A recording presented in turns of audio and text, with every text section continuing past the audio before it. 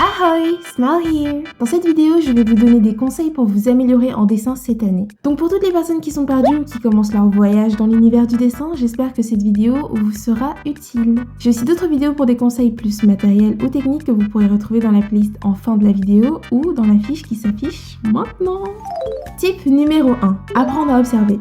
Le meilleur conseil que j'ai reçu depuis que je dessine, c'est littéralement d'apprendre à observer correctement. Et là, vous dites sûrement que je me fous de votre gueule, parce que ouvrir vos yeux et regarder autour de vous, vous savez le faire depuis que vous êtes né. Mais regarder et observer, c'est pas vraiment pareil. Quand tu observes, tu étudies. Et quand tu étudies, tu fais plus attention à ce que tu regardes. Tu essaies par exemple de comprendre les formes qui composent une tasse, une gourde, ce qui fait que le dessin de tasse que tu feras sera 10 fois meilleur que celui que tu aurais fait si tu n'avais pas observé. Si vous apprenez à observer, vous pouvez littéralement tout dessiner. C'est le super pouvoir des artistes. Depuis que j'ai appris à observer correctement, je me suis vraiment améliorée. Like, no joke, I see the difference. I see the motherfucking difference. J'ai moins peur de dessiner des trucs compliqués que je n'osais pas dessiner avant parce que I know, I know. I got it in my brain. Maintenant, quand vous essayez de dessiner quelque chose, prenez d'abord le temps de bien regarder votre sujet. Décomposez-le dans votre tête avec des formes, puis dessinez les shapes que vous avez observées. C'était game changer pour moi. Tip number 2. Cherchez des conseils au bon endroit. Toutes les critiques ne sont pas bonnes à prendre, on l'entend souvent, and I think pour les artistes ça s'applique d'autant plus. C'est bien d'écouter ce que les gens disent, pensent de vos créations, ça vous aide à vous améliorer, à prendre du recul, à analyser. Mais les critiques selon moi ont un niveau de qualité différente selon la personne qui vous les donne. Par exemple, imaginez que vous êtes un artiste qui adore dessiner des chibis tout mignons, tout cute, tout petits, et que vous demandez à un artiste qui fait du réalisme de vous donner des conseils pour améliorer votre chibi. La critique que vous allez recevoir ne sera pas de la même qualité que si vous prenez une critique d'un artiste qui fait du chibi et en plus si vous prenez un artiste qui fait du chibi que vous aimez, qui fait des trucs que vous kiffez genre. Donc pour cette raison, je recommande de ne pas écouter les critiques de n'importe qui ou de prendre les conseils de n'importe qui. Concentrez-vous plutôt sur les artistes qui dessinent comme vous aimez, ce que vous aimez, les artistes qui vous inspirent au quotidien.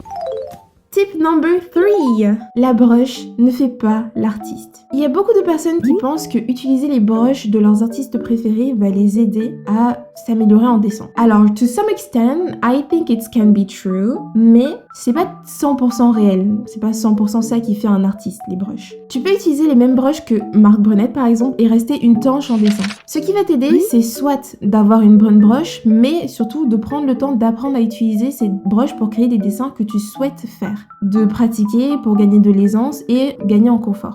Il faut que tu sois à l'aise avec et en changeant de broche tous les 2 mois, tu risques de ralentir ta progression. Bien sûr, tu peux changer de broche au bout d'un moment si tu sens que t'es plus trop à l'aise ou qu'elle te plaît plus du tout cette broche. Mais garde quand même en tête que changer de broche ne te rendra pas magiquement meilleur en dessin. C'est cool d'expérimenter de nouvelles broches, mais le plus important c'est de pratiquer avec ce set de broches que tu as choisi. 2, 3, 4 broches maximum. Et il n'y a pas de broche magique. At the end of the day, la broche ne fait pas l'artiste. C'est l'artiste qui fait la broche. Let that sink in.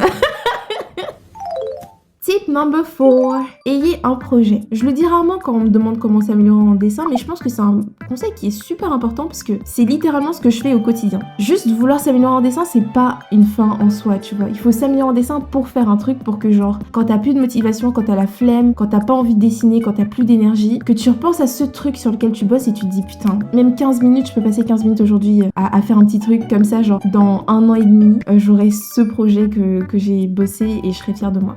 Du coup, je vous invite à réfléchir à un projet pour cette année et à le mettre en commentaire et tenter de le réaliser cette année ou sur plusieurs années, hein, c'est pas obligatoirement en 1 an. Vous pouvez même le faire en quelques mois, ça peut être un projet plus petit, ça peut être une illustration pour un être cher ou une série de mini-illustrations sur un thème donné, une série de photos pour les photographes avec une thématique, ça peut littéralement être n'importe quoi. Prenez juste un projet. C'est super important d'avoir un projet. Et c'est pas grave de pas atteindre votre projet. Vous serez devenu meilleur qu'il y a 3 ans. Alors que si vous passez votre vie à juste genre do whatever you want, you know, passer 6 mois sans dessiner parce que la flemme ou pas de motivation, whatever, vous perdez plus que si vous avez une petite idée de projet et que vous essayez de passer 5 minutes toutes les semaines dessus, quoi. By the way, teaser!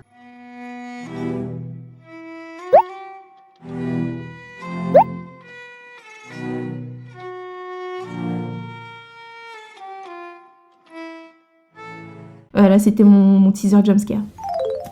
Conseil suivant, ne vous reposez pas sur vos acquis. C'est facile de tomber dans l'habitude, the compliance in drawing things that you feel comfortable drawing, mais demeurer dans le confort de ne rien tester de nouveau ou ne rien apprendre, je pense pas que ça fera de nous des meilleurs artistes ou les artistes qu'on veut devenir. Du coup, je recommande pour toutes les personnes qui veulent s'améliorer cette année d'apprendre de nouvelles choses ou de revoir leurs bases. Par exemple, vous pouvez revoir vos bases en dessin de forme, des shapes, etc. Ça vous aidera pour le conseil numéro 1.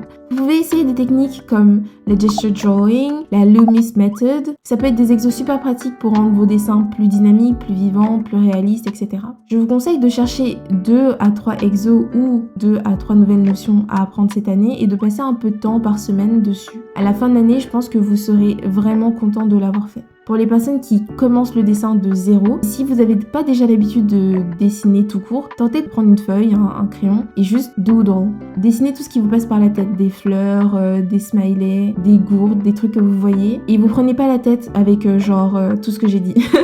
Commencez déjà à cultiver cette envie de poser ce qu'il y a dans votre tête sur du papier avec un crayon. Et ensuite, quand vous aurez fini ça, revenez sur la vidéo. Revenez.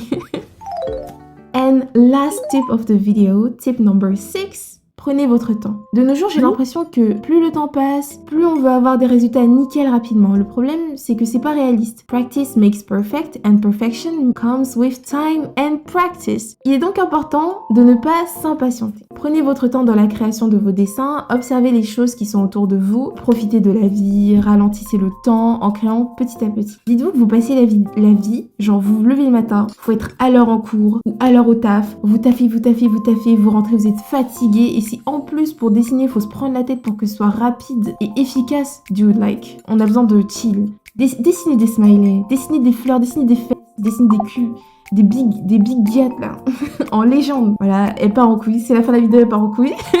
Mais prenez votre temps, faites des trucs qui vous font plaisir, des trucs fun. Et bien sûr, je comprends totalement l'envie de vouloir dessiner de plus en plus vite. I've definitely been there and I'm maybe still there a little. Mais ce que j'essaie de dire, c'est que je pense qu'il est important de ne pas s'attendre à créer une masterclass en 15 minutes de dessin. Et c'est ok. C'est ok de commencer, c'est ok d'être nul, d'apprendre de ses erreurs, d'admirer ce que font les autres. C'est ok, c'est totalement fine. Et c'est ça qui rend le processus, le voyage d'artiste encore plus exaltant. C'est tu peux toujours être meilleur, tu peux toujours faire un truc mieux. Aujourd'hui, t'as dessiné une crotte, demain tu dessineras une crotte, mais en 3D. W.